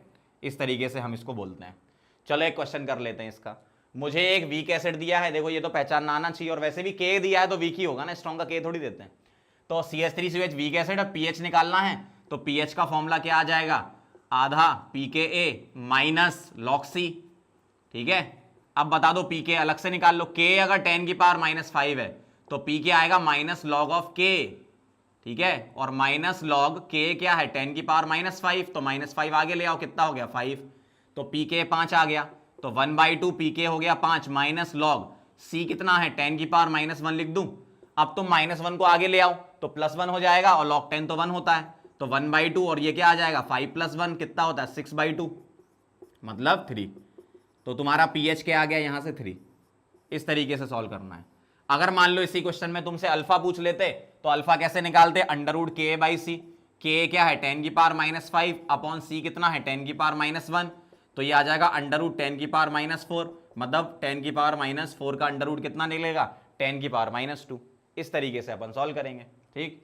अगर मान लो H प्लस पूछ लेते, तो H प्लस क्या आता √K/C, और K कितना है 10⁻⁵ और C कितना है 10⁻⁻1, तो √10⁻⁻6 हो जाता, और इसका अंडर बाहर निकल जाता 10⁻⁻3। आप pH के लिए ये वाला पाथ भी यूज कर सकते हो कि तुमने यहां से H प्लस निकाला और यहीं से pH निकालो, ये भी कर सकते हो। अगर आप फॉर्मूला याद करना नहीं चाहते हो तो कोई दिक्कत नहीं है, ठीक है, नोट कर लो इसको, फिर आगे बढ़ते हैं। चलो तो आगे बढ़ते हैं, फोर्थ केस देख लो जरा, बहुत अच्छा केस है ये, pH of weak polybasic acid या पॉलीएसिडिक बेस, मतलब एक से ज्यादा H+ देने वाला या OH- देने वाला, ठीक है। अगर H+ देता तो एसिड होगा, OH- देगा तो बेस होगा, बहुत सिंपल सी बात है। और ये क्या है, ये वीक होते हैं, जैसे मैं आपको बताता हूं कैसे कैसे आपको यहां मिलेंगे। H3PO4 देखो, ये वीक है, पॉलीबेसिक, एक से ज्यादा H+ दे सकता है, ठीक। H2CO3 हो गया, H2S हो गया, इस टाइप के आपको यहां पर एसिड मिलेंगे, ठीक है। और बेस की बात करें तो ALOH whole thrice, FeOH whole thrice, इस टाइप के मिलेंगे। खैर एसिड वाला ही अपने को ध्यान देना है। होता क्या है इसमें, जब कभी भी इनका डिसोसिएशन होता है, जैसे मान लो H3PO4 है, इसको ब्रेक करके बता रहा हूं, तो जब कभी भी वीक का डिसोसिएशन होता है तो स्टेप बाय स्टेप डिसोसिएशन दिखाते हैं अपन ऐसे, ठीक है। पहला H+ निकला तो Ka1, अब H2PO4- ये भी ब्रेक होगा, H+ और HPO4 2- में। दूसरा H+ निकला तो Ka2, इसी तरीके से HPO4 2- ब्रेक होगा, H+ और PO4 3-। तो तीसरा निकला तो Ka3। इस टाइप से आपको डिसोसिएशन कांस्टेंट गिवन होते हैं और पूछते हैं बताओ H+ क्या है, ठीक है। आपसे पूछते हैं कि बताओ H+ क्या है या pH क्या है, ठीक है, ध्यान से देखना जरा। अब अगर मैं आपसे बोलूं कि आपको K दिए जा रहे हैं और ये वीक है, तो एक्चुअली में पता क्या होता है, इसका K ज्यादा होता है, फिर K1 ज्यादा होता है, फिर K2, फिर K3। तो होता क्या है, जब कभी भी वीक एसिड होता है तो उसका डिसोसिएशन धीमे धीमे कम होते जाता है, ठीक है। K1, फिर K2 और फिर क्या है K3। मतलब मैक्सिमम H+ तो आपको इसी से मिल जाएगा, किससे, पहले डिसोसिएशन से। फिर बाद में जो H+ मिलेगा वो बहुत ही कम होगा, इसका मतलब pH फिर आगे चेंज नहीं होगी। तो इसका मतलब आपको मेन फोकस किस पर रखना है, फर्स्ट वाले डिसोसिएशन पर। बस इसी से H+ निकालो, इसी से pH निकाल लो, आपका आंसर सही आ जाएगा, ठीक है।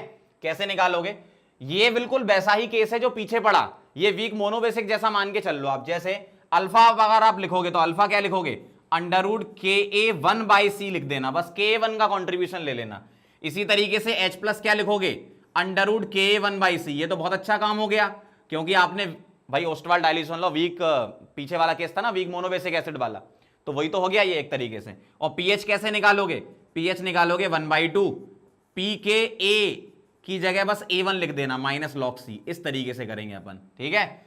अब इसमें एक दो क्वेश्चन और बनते हैं, कैसे, फर्स्ट एनायन की कॉन्सेंट्रेशन, सेकंड एनायन की कॉन्सेंट्रेशन और थर्ड एनायन की कॉन्सेंट्रेशन भी साथ में बता दो। तो H2PO4 नेगेटिव, फर्स्ट एनायन की कॉन्सेंट्रेशन वही होती है जो H+ की होती है, मतलब √Ka1C, ठीक है। सेकंड एनायन की कॉन्सेंट्रेशन क्या होती है, HPO4 2-। सेकंड एनायन की कॉन्सेंट्रेशन होती है Ka2 के बराबर। पूरा डेरिवेशन नहीं कर रहे, नहीं तो फिर बहुत बड़ा खिंच जाएगा चैप्टर, वन शॉट वीडियो बना रहे हैं तो डायरेक्ट फॉर्मूले ध्यान रखना। तीसरे एनायन की कॉन्सेंट्रेशन क्या होती है PO4 3- की, ये होती है Ka2 Ka3 divided by H+ ले लो, मतलब √Ka1C, ठीक है। Ka2 Ka3 अपॉन H+, ऐसा होता है √Ka1C। तो ये कहानी है, ये फॉर्मूले याद होंगे तो आप फटाफट क्वेश्चन कर लोगे। जैसे pH निकाल लेते हैं बस, तो pH ऑफ 0.1 मोलर H3PO4 क्या आएगा बताओ, pH क्या आएगा, pH is equal to 1/2 pKa1 लिख देना बस -log-C, बाकियों से मतलब नहीं है pH निकालते टाइम। तो 1/2 pKa1 क्या आ जाएगा, अगर K1 तुम्हारा 10⁻³ तो pK1 -log-10⁻³ मतलब 3 आ जाएगा, 3 -log 0.1 मतलब 10⁻⁻1, ठीक है। और -1 आगे लाओगे तो 3 + 1 4 हो जाएगा, 4/2 कितना आ जाएगा 2। तो बहुत सीधी सी बात है, pH निकालना बहुत आसान है, चाहे मोनोबेसिक वीक आ जाए चाहे पॉलीबेसिक वीक आ जाए, फॉर्मूला यही लगेगा। बस पॉलीबेसिक में क्या करना, बस यहाँ Ka1 कर देना। समझ गए बात को, आसान है, ठीक है। चलो आगे बढ़ते हैं। अब इसमें मुझे बता दो सेकंड एनायन की कॉन्सेंट्रेशन, चलो सारी चीजें निकाल लेते हैं। आप मुझे सबसे पहले अल्फा बता दो, एक बार पूरा सॉल्व करके बता रहा हूं। अल्फा क्या आएगा, √Ka1 डिवाइडेड बाई C, तो ये आ जाएगा 10⁻⁻2 का अंडर रूट, मतलब 10⁻⁻1, ये अल्फा आ गया। H+ और वही क्या होता है H2PO4 पहले एनायन की कॉन्सेंट्रेशन, ये बराबर होती है क्या, √Ka1C, K1 कितना है 10⁻³ और C क्या है 10⁻⁻1, तो 10⁻⁻4 का अंडर रूट 10⁻⁻2 आ जाएगा। आप इस वाले पाथ से भी pH निकाल सकते हो, कोई दिक्कत नहीं।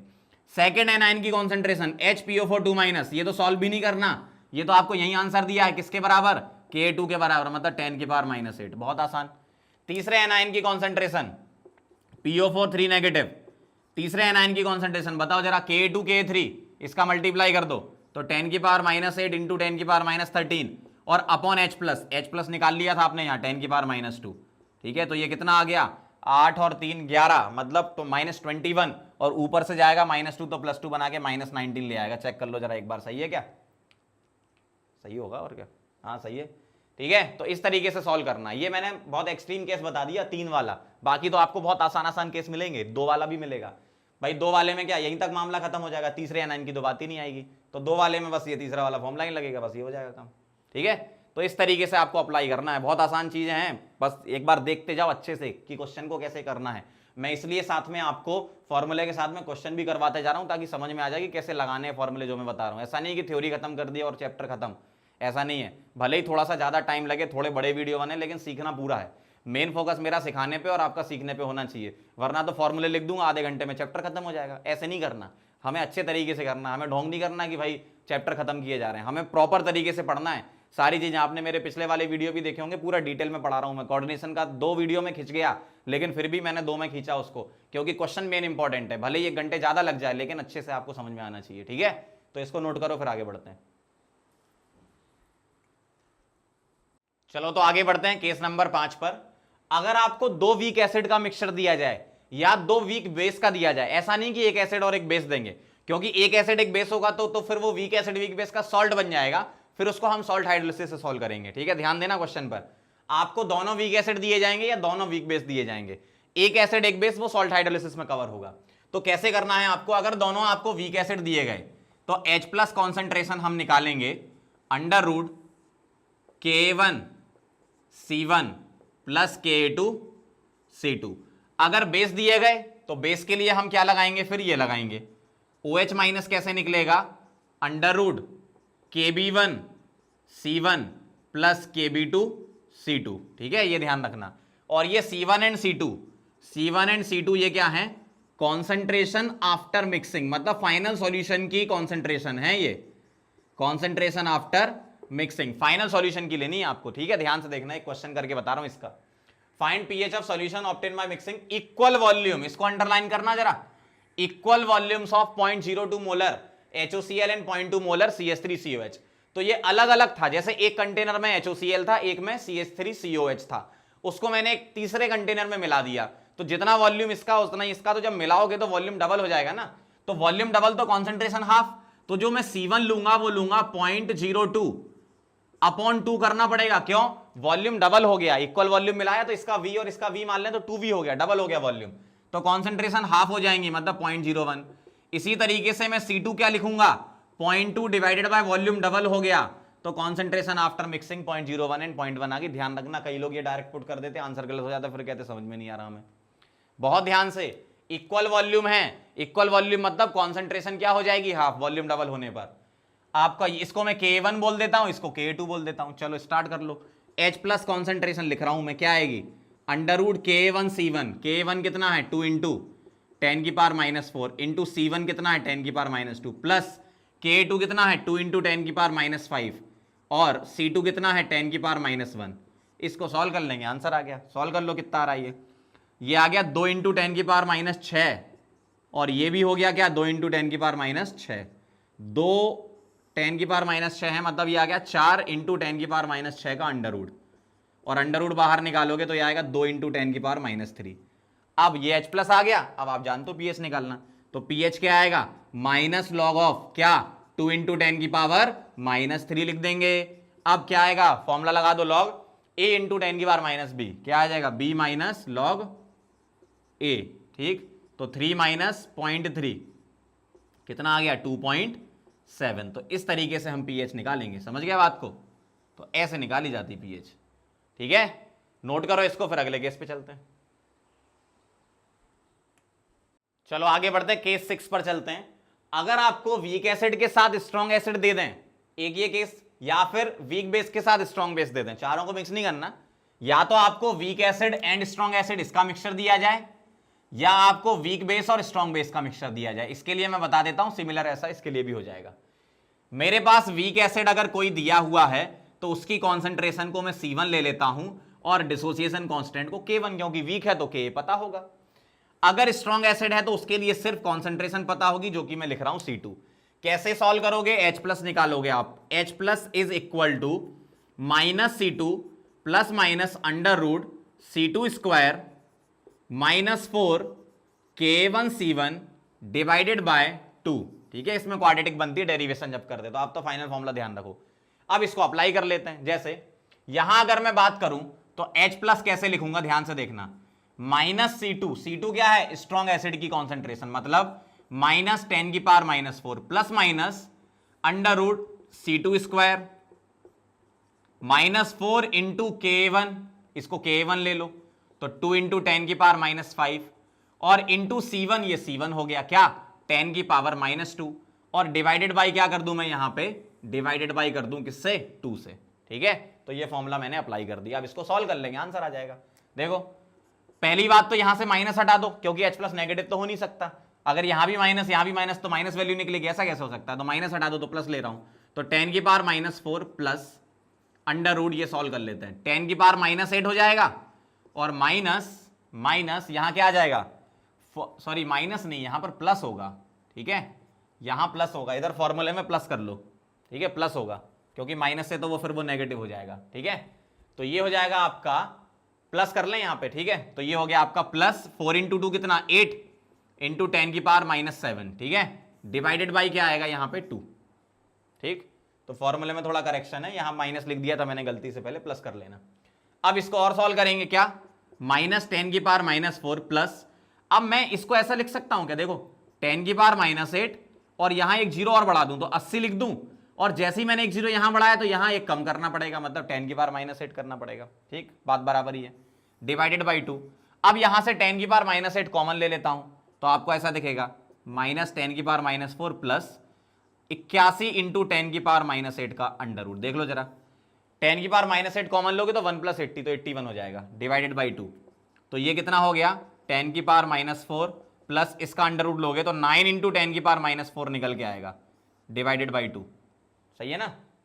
अब 9 इंटू 10⁻⁻4, ठीक है, अब 10⁻⁻4 कॉमन ले लो तो 9 - 1 कितना हो जाएगा, 8, तो 8 इंटू 10⁻⁻4 डिवाइडेड बाई क्या, 2, मतलब 4 इंटू 10⁻⁻4 बचेगा।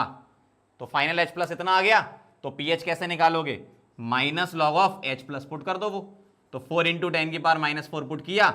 अब इसका फॉर्मूला तो बहुत बार लिख चुके, 4 - log4, और log4 कितना होता है, 2 log2, log2 0.3, 0.3 का डबल 0.6, तो 4 - 0.6, तो कितना आ गया ये 3.4।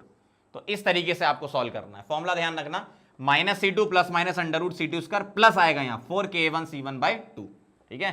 तो इस फॉर्मूले को अप्लाई करके हम वीक एसिड स्ट्रॉन्ग एसिड के मिक्सचर के लिए निकाल सकते हैं, ठीक है, नोट कर लो इसको, फिर आगे बढ़ते हैं। चलो तो अब हम आगे बढ़ते हैं और एम्फीप्रोटिक स्पीसी के लिए हम निकालेंगे पीएच। एम्फीप्रोटिक आप जानते हो, ऐसी स्पीसी जो H प्लस ले और H प्लस दे, ठीक है। जैसे अगर मैं आपके सामने बात करूं, सपोज मेरे पास लिखा है HCO3-, तो अगर मैं इसको H प्लस दे दूंगा, ठीक है, अगर मैं इसको H प्लस दे दूंगा तो क्या बनाएगा ये बनाएगा H2CO3, और अगर मैं इससे H प्लस ले लूंगा, यहां ऐड कर रहा हूं यहां निकाल रहा हूं, तो क्या बनाएगा ये CO3₂-। मतलब अगर मैं देखूं तो मेरे पास दो इक्विलिब्रियम चलेंगे, HCO3- H प्लस से रिएक्शन करके ये बनाएगा, और HCO3- से H निकाल लोगे तो ये बनाएगा, ठीक है। इसका मतलब दो डिसोसिएशन कांस्टेंट इन्वॉल्व होंगे, Ka1 और Ka2। तो मैं pH कैसे लिखूंगा, देखो ध्यान से, मैं pH लिखूंगा इसका pKa1 plus pKa2 divided by 2, इस तरीके से pH निकाली जाती किसकी, एम्फीप्रोटिक की, ठीक है। जैसे आपसे बोल दिया find the pH of NaHCO3, NaHCO3 solution, concentration पे डिपेंड नहीं करेगा कुछ भी, सिर्फ किस पे डिपेंड है, Ka पर।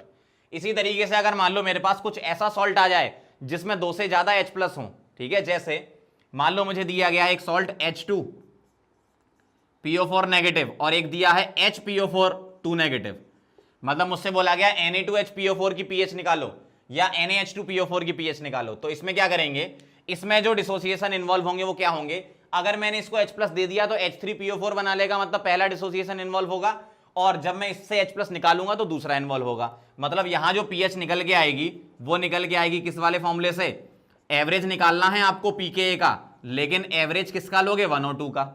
यहां ध्यान देना, यहां जब इसको मैं H प्लस दूंगा तो ये H2PO4 बनाएगा, H2PO4 नेगेटिव, और H प्लस निकालूंगा तो PO4 3 नेगेटिव, मतलब तीसरी इक्वेशन तक चले गए। इसका मतलब यहां जो pH निकलेगी उसमें सेकंड और थर्ड इक्वेशन इन्वॉल्व होंगी, तो pKa2 प्लस pKa3/2 से निकलेगी, ठीक है। इस तरीके से हमें करना है। तो ये फॉर्मूला हम लगाते हैं, जैसे ये एग्जांपल मैं बता रहा हूं आपको, यहां पर ध्यान से देखना जरा। पीएच ऑफ 0.01 मोलर, कॉन्सेंट्रेशन का कोई मतलब नहीं है, बस ये देख लो ये कौन सा सॉल्ट है और ये कौन सा है।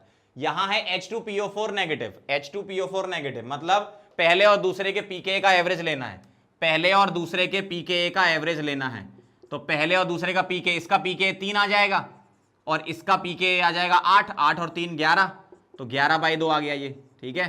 कितना आ गया ये 5.5 ऐसा। और सेकंड वाले में क्या होगा, ये है HPO4 नेगेटिव मतलब इस टाइप का सॉल्ट है ये, मतलब सेकंड और थर्ड वाले का एवरेज लेना है 8 और 13 का एवरेज। तो pH इज इक्वल टू 8 + 13/2, कितना हो गया ये 21/2, 10.5 हो जाएगा। तो इस तरीके से हम सॉल्व करते हैं। अगर आपको सिंपल ऐसे बोल दिया NaHA या NaHS या NaHCO3, तो सिर्फ दोनों भाई दो ही दे रखे होंगे उस केस में आपको K। जहां 3 दे रखे हैं तो आपको फिर पहचानना है किन दो को लेना है, पहले दूसरे को लेना है कि दूसरे तीसरे को लेना है। अगर सॉल्ट आपका ये दिया है NaH2PO4 तो पहले दूसरे को लेना है, और Na2HPO4 तो दूसरे तीसरे को लेना है फिर, ठीक है, इस तरीके से। तो ये सारी कहानी हो गई पीएच कैलकुलेशन की। अब हम स्टार्ट करेंगे सॉल्ट हाइड्रोलिसिस। तो अभी तक जितने भी केसेस थे मैंने सब केस के साथ उसके आपको क्वेश्चन भी साथ में करवा दिए कि किस तरीके से आप एग्जाम में करोगे, समझ रहे हो। तो अब हम स्टार्ट करेंगे सॉल्ट हाइड्रोलिसिस, ठीक है। पहले आप ये नोट कर लो। चलो बच्चों, तो आगे बढ़ा जाए, सॉल्ट हाइड्रोलिसिस पर चलते हैं अपन, ठीक है। अब इसके क्या होता है, जब कभी भी हम सॉल्ट को पानी में डालते हैं तो हाइड्रोलिसिस होता है। अब हम क्या क्या केसेस पढ़ते हैं उसमें। सबसे पहले हम ले रहे हैं वीक एसिड स्ट्रॉन्ग बेस का सॉल्ट। सॉल्ट कैसे बनेगा, जब मैं वीक एसिड जैसे CH3COH को मैंने मिला दिया स्ट्रॉन्ग बेस NaOH में, तो सॉल्ट बनेगा सोडियम एसिडेट CH3CONA। इसी तरीके से स्ट्रॉन्ग एसिड वीक बेस का सॉल्ट कैसे बनेगा, जब मैं स्ट्रॉन्ग एसिड HCl को वीक बेस NH4OH में मिलाऊंगा। इसी तरीके से वीक एसिड वीक बेस का सॉल्ट कैसे बनेगा, CH3COH को NH4OH में मिलाओगे तो ऐसा सॉल्ट बनेगा अमोनियम एसिडेट, ठीक है। तो इन सभी सॉल्ट के बारे में हमें इनके पीएच कैलकुलेशन सीखनी है, और भी इसमें जो एक्स्ट्रा पॉइंट होंगे वो भी हम इसमें ऐड कर लेंगे। जैसे अगर मैं सबसे पहले बात करूं, आपसे पूछा जाएगा क्वेश्चन कि किस टाइप का हाइड्रोलिसिस हो रहा है, कैटायनिक या एनायनिक, तो हमें क्या करना है, जो भी वीक पार्ट होता है, जो भी वीक पार्ट होता है सॉल्ट में उसका हाइड्रोलिसिस होता है। तो बताओ इसमें वीक पार्ट क्या है, CH3CO-, क्यों, ये कहां से आया होगा, CH3COH से आया होगा, तो वीक पार्ट का हाइड्रोलिसिस होता है। तो ये ध्यान रखना, CH3CO- को जब हम पानी में डालते हैं, हाइड्रोलिसिस जब होता है तो CH3COH बनता है और क्या प्रोड्यूस होगा, OH- होगा, ठीक है। और ये इक्विलिब्रियम है तो इसके लिए कांस्टेंट क्या होगा, KH होगा। यहां पर वीक पार्ट क्या है, NH4+ वाला पार्ट है, तो NH4+ पानी में डालोगे तो क्या बनेगा, NH4+ वाटर से क्या ले लेगा, OH-, तो NH4OH बना लेगा और क्या प्रोड्यूस करेगा, H+, और इसके लिए हाइड्रोलिसिस कांस्टेंट KH होगा। यहां पर तो दोनों ही वीक हैं तो क्या होगा, CH3CO- ये और NH4+ ये, जब इन दोनों की रिएक्शन H2O से होगी तो CH3CO- H+ लेके CH3COH बना लेगा और NH4+ OH लेके NH4OH बना लेगा और इसका हाइड्रोलिसिस कांस्टेंट KH होगा, ठीक है। तो पहली बात, अगर आपसे टाइप ऑफ हाइड्रोलिसिस पूछे तो इसमें एनायनिक, इसमें कैटायनिक और इसमें बोथ कैटायनिक एंड एनायनिक, ठीक है। तो सबसे पहला पॉइंट मैं लिख रहा हूं यहां पर, टाइप ऑफ हाइड्रोलिसिस क्या होता है, एनायनिक हाइड्रोलिसिस। क्या, एनायनिक हाइड्रोलाइसिस। इधर बता दो क्या होता है, इधर टाइप ऑफ हाइड्रोलिसिस क्या होता है, कैटायनिक NH4+। देखो एक्चुअल में होता क्या है, जो वीक पार्ट है वो रिएक्शन कर लेता है, स्ट्रॉन्ग का तो हाइड्रेशन या सॉल्वेशन हो जाता है, ठीक है। तो वीक पार्ट से हम हाइड्रोलिसिस बताते हैं। तो यहां पर क्या है, cationic and anionic both, cationic and anionic both, ठीक है। इसमें दोनों टाइप का हाइड्रोलिसिस होता है। आगे बढ़ते हैं, पॉइंट नंबर 2 पे आपसे पूछेंगे KH का रिलेशन बताओ। तो इसमें होता है KH is equal to KW/K। पूरा डेरिवेशन करके नहीं बता रहा, सीधे सीधे फॉर्मूले लिख रहा हूं, डायरेक्ट क्वेश्चन आता है एग्जाम में, है ना। तो KH क्या आएगा, KW/K। K क्यों, क्योंकि वीक एसिड बन रहा है, तो उससे याद रखना कि अगर वीक एसिड है तो उसका K तो गिवन होगा आपको क्वेश्चन में, ठीक है। तो हम लिख देंगे KW/K। इसमें क्या लिखेंगे सेकेंड पॉइंट में, KH इज इक्वल टू, यहां वीक पार्ट क्या है, वीक बेस बन रहा है ना, तो KW/ यहां KB कर देना, और यहां तो दोनों ही वीक हैं, सॉरी सेकंड पॉइंट है ये, यहां दोनों ही वीक हैं तो KH इज इक्वल टू हो जाएगा KW/KA इंटू KB। समझ रहे हो बात को, बस चलते जाओ। तीसरा पॉइंट देखना जरा, पॉइंट नंबर 3, आपसे बोलेंगे अल्फा बता दो, तो अल्फा होगा √KH/C। मतलब आप KH निकालो यहां से और C से डिवाइड कर दो। C क्या है? Concentration of anion in the salt. कौन सा एनायन? जिस भी पार्ट का हाइड्रोलिसिस हो रहा है। इसमें CH3CO- की कॉन्सेंट्रेशन, इसमें NH4+ और इसमें CH3CO- और NH4+ की कॉन्सेंट्रेशन, ठीक है। और जितने भी सॉल्ट होते हैं सारे स्ट्रॉन्ग इलेक्ट्रोलाइट होते हैं, तो कोई टेंशन नहीं लेनी आपको। तो ये जो C है वो क्या है? कॉन्सेंट्रेशन ऑफ आयन है, ठीक। यहां पॉइंट नंबर 3 क्या लिखूंगा? Alpha is equal to under root KH upon C, ठीक है। तो फॉर्मूला यहां भी KH अपॉन C, यहां भी KH upon C under root में, लेकिन यहां का KH KW/KB, यहां का KH KW/K। K है dissociation constant for acid, K भी है डिसोसिएशन कांस्टेंट फॉर बेस, वो क्वेश्चन में गिवन होगा। अब यहां पर ध्यान देना, यहां बहुत इंपॉर्टेंट पॉइंट बन जाता है। यहां जो अल्फा होता है वो कॉन्सेंट्रेशन पे डिपेंड ही नहीं करता, वो सिर्फ और सिर्फ क्या आता है? KH। तो मैं यहां पर ये लिख रहा हूं क्या कि degree of dissociation is independent, degree of dissociation is independent of initial concentration of salt, ऐसे लिख लो। तो सॉल्ट आप कितना भी मोलर ले लो उस पर डिपेंड नहीं करेगा, KH पे डिपेंड करेगा, ठीक है। चलो आगे बढ़ते हैं। पॉइंट नंबर 4, इसके pH का फॉर्मूला क्या होगा? pH इज इक्वल टू, एक बात बताओ, यहां OH- प्रोड्यूस हो रहे हैं, तो OH- प्रोड्यूस होने का मतलब pH बढ़ेगी, तो pH 7 से ज्यादा आएगी यहां पर, तो यहां आएगा 7 + 1/2, 7 + 1/2 pKa + log-C, इसका फॉर्मूला ये होता है। यहां पर माइनस लगा दो, क्यों? H+ प्रोड्यूस हो रहा है तो 7 से कम आएगा, तो फोर्थ पॉइंट लिख रहा हूं, pH इज इक्वल टू क्या आएगा? 7 - 1/2, क्या लिखेंगे? pKb + log-C, Ka की जगह बस क्या लिख कर देना यहां पर? Kb कर देना, और यहां माइनस आ जाएगा क्योंकि pH 7 से कम आएगी, H+ प्रोड्यूस हो रहा है, ठीक। आगे देखो, यहां इसका फोर्थ नंबर पे इसका आएगा pH is equal to 7 + 1/2 pKa - pKb, इस तरीके से, ठीक। यहां पर हम क्या लिखेंगे? सॉल्यूशन का नेचर देखो, pH मतलब 7 में कुछ ऐड हो रहा है और ये तो वैसे भी प्लस निकल के आता है, तो pH ग्रेटर देन 7 आएगा, मतलब nature of solution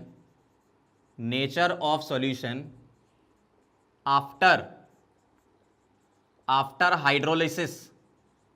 hydrolysis is basic, क्योंकि pH 7 से ज्यादा हो रही है, ठीक है। यहां क्या आएगा? 7 से कम है तो pH क्या आएगी? Less than 7। तो नेचर ऑफ सॉल्यूशन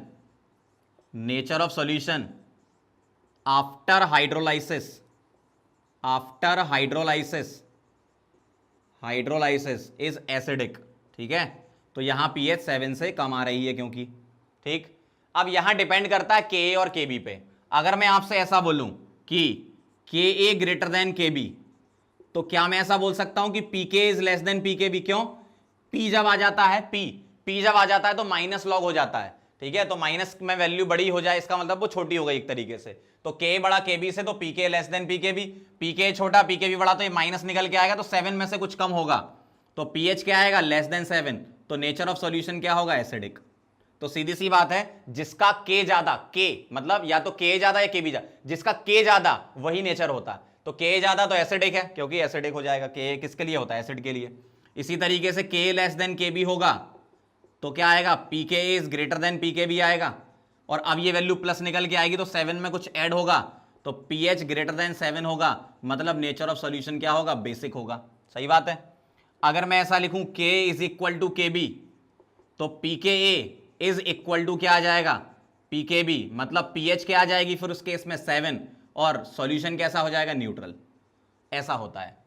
तो ये सारे फॉर्मूले हैं, बहुत अच्छे से इनको एक बार देख लो। सारे के सारे पॉइंट मैंने यहां पर बोल दिए हैं। जिस टाइप का क्वेश्चन आएगा वो आप टाइप ऑफ सॉल्ट पहचान लो, और फॉर्मूला उसके सेट, वो ही सेट है, एक ये सेट है फॉर्मूले का, एक ये सेट है, एक ये सेट है, और सिमिलर फॉर्मूले हैं तो जल्दी याद भी हो जाते हैं आपको।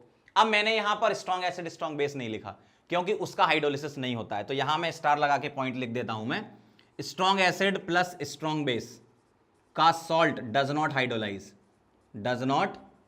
हाइड्रोलाइज। किसका? स्ट्रॉन्ग एसिड स्ट्रॉन्ग बेस का। तो अगर आपसे pH पूछे तो आप बोल देना 7, ठीक है। इस तरीके से समझ गए बात को। अब इसको क्वेश्चन में कैसे अप्लाई करना है, फटाफट से फॉर्मूले लिखो, फिर मैं क्वेश्चन बताता हूं आपको। चलो आगे बढ़ते हैं। अब सॉल्ट हाइड्रोलिसिस के क्वेश्चन देख लो किस टाइप से एग्जाम में आते हैं। बहुत सारे ये पुराने प्रीवियस ईयर के क्वेश्चन ले लिए मैंने, ठीक है। ध्यान से देखना जरा, क्या लिखा है यहां पर? Which salt will have highest pH, मतलब pH सबसे ज्यादा किसकी है। तो पहले सॉल्ट का नेचर बता दो। ये क्या है? KCl क्या है? KOH और HCl से बना, तो स्ट्रॉन्ग एसिड स्ट्रॉन्ग बेस, ठीक है। Na2CO3 कैसे बना होगा, NaOH और H2CO3 से, मतलब वीक एसिड और स्ट्रॉन्ग बेस। CuSO4 कैसे बना होगा, CuOH होल ट्वाइस और H2SO4 से, इसका मतलब CuOH होल ट्वाइस क्या है, डी ब्लॉक का अगर हाइड्रोक्साइड है तो वीक बेस होता है, और H2SO4 स्ट्रॉन्ग एसिड, तो स्ट्रॉन्ग एसिड और वीक बेस से बना है, ठीक है। अब आप मुझे बता दो, वीक एसिड स्ट्रॉन्ग बेस, इसकी पीएच क्या होती है, greater than 7। Strong acid strong base की पीएच क्या होती है, 7, और स्ट्रॉन्ग एसिड वीक बेस की पीएच क्या होती है, लेस देन 7।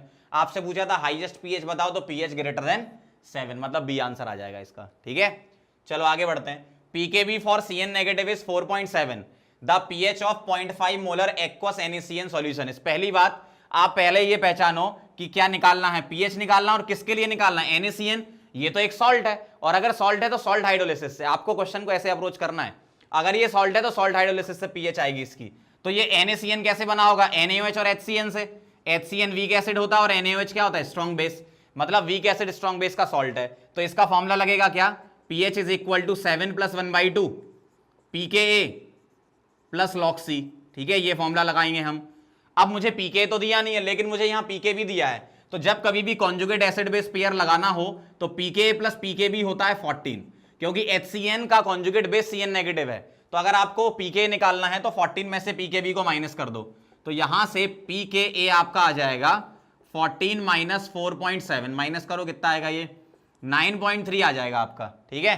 यहां पुट कर रहा हूं मैं, तो 7 + 1/2 pKa कितना है 9.3 प्लस log C कितना है आपका 0.5, मतलब 1/2, और log 1/2 को माइनस log 2 लिख दूं, और log 2 होता है 0.3, तो 9.3 में से माइनस 0.3 करना पड़ेगा यहां पर, तो ये आ जाएगा 9.3 - 0.3, मतलब ये आपका कितना 9 बचेगा, और 7 + 9/2 कितना है 4.5, और 7 4 11 11.5 11.5 आ जाएगा आपका pH, ठीक है। तो जब कभी भी सॉल्ट दिया हो तो सॉल्ट हाइड्रोलिसिस का फॉर्मूला लगाना है। अलग अलग सॉल्ट के अलग अलग फॉर्मूले होते हैं पीएच के, तो वो आपको याद होना चाहिए, ठीक है।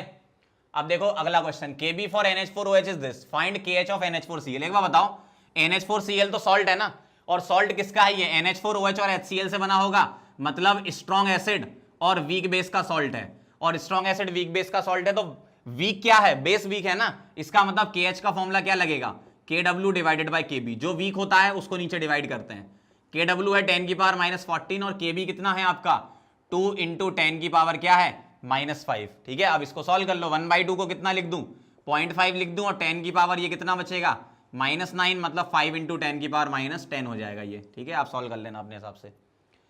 अगला क्वेश्चन कह रहे हैं इनकरेक्ट मैच कौन सी इनमें से। अब मुझे बताओ, ये सॉल्ट पहचानने आने चाहिए आपको, तभी आप ये क्वेश्चन कर पाओगे। FeCl3 कैसे बना होगा, FeOH whole thrice, D block का मेटल हाइड्रोक्साइड वीक बेस है, तो वीक बेस और HCl स्ट्रॉन्ग एसिड, तो ये सॉल्ट किसका है, strong acid plus weak base का, और स्ट्रॉन्ग एसिड वीक बेस के सॉल्ट की जो पीएच है वो क्या होती है, लेस देन 7। तो इसके लिए जो पीएच है वो क्या होती है, लेस देन 7, मतलब सॉल्यूशन क्या होना चाहिए, एसिडिक। ऑप्शन में क्या दिया, बेसिक, तो ये आंसर हो गया। एक से ज्यादा करेक्ट हो सकते हैं, एक बार देख लेते हैं ना। NH4Cl को पकड़ो, NH4Cl क्या है, स्ट्रॉन्ग एसिड वीक बेस का सॉल्ट है, मतलब इसका पीएच क्या है, यही सेम एसिडिक होगा, तो मतलब ये सही है, ठीक है, एसिडिक सही है। CH3CONH4 क्या है, ये क्या है, ये सॉल्ट है किसका, वीक एसिड वीक बेस का। अब आपको इसके लिए Ka और Kb दिए जाएंगे तभी तो पहचान पाओगे, लेकिन आप कुछ याद कर लो, क्या CH3COH का जो Ka होता है वही NH4OH का Kb होता है, इसलिए वो कभी देंगे भी नहीं आपको, तो ध्यान रखना 2 × 10⁻⁻5 आप लेते हो, तो इन दोनों का Ka Kb बराबर है, ठीक है। इसका क्या है, Ka = Kb है, तो pH क्या हो जाएगा इसका 7, मतलब सॉल्यूशन क्या होगा इसका, न्यूट्रल, ये ध्यान रखना आप, ठीक है। तो ये भी गलत दिया हुआ है, तो इनकरेक्ट में ये भी एक आंसर है। Na2CO3 क्या है, एक सॉल्ट है, किसका सॉल्ट है, H2CO3 और NH4OH का, मतलब वीक एसिड और स्ट्रॉन्ग बेस का, और इसकी पीएच क्या होती है, ग्रेटर देन 7, मतलब बेसिक, इसका मतलब ये करेक्ट है। आपको इनकरेक्ट चाहिए था तो A और C आएगा इसका, समझ गए बात को। तो सॉल्ट हाइड्रोलिसिस के जितने भी टाइप के वेरिएशन वाले क्वेश्चन है वो सारे मैंने करवा दिए हैं, फॉर्मूले अच्छे से याद कर लेना, फिर अपन आगे स्टार्ट करेंगे बफर सॉल्यूशन, इसको नोट कर लो पहले।